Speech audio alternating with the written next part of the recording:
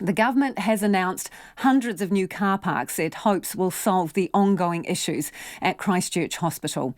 Parking was significantly reduced after the earthquakes, forcing patients, visitors and staff to park far away and walk or catch a shuttle to the hospital. The government's pledging a new building and extension of staff car parking. Sally Murphy reports. Parking's been at a premium around Christchurch Hospital. Some nurses have arrived at work hours early and slept in their cars in order to get a park.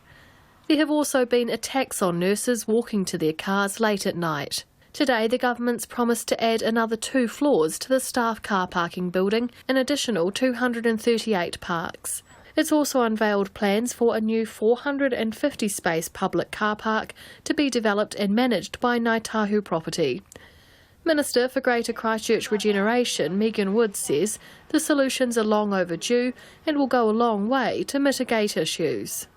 Look, I think it's a priority for the people of Christchurch. The fact that we have staff who don't feel safe, leaving shift work to go to their cars.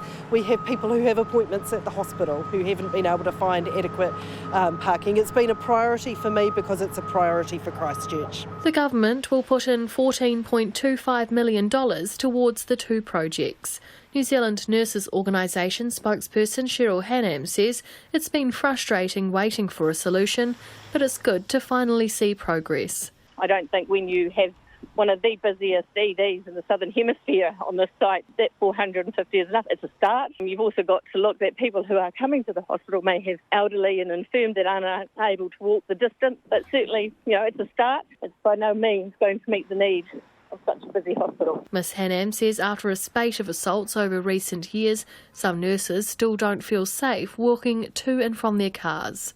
We'd like to see some assurances that some of those car parks will be for nursing staff, because certainly there's nowhere near the number of staff car parks available at this point in time. The new car parks, along with a park and ride option on Deans Avenue, brings the total to just under 1,500 parks. The new building and expansion should be complete within 2 years. In Christchurch for Checkpoint, Sally Murphy.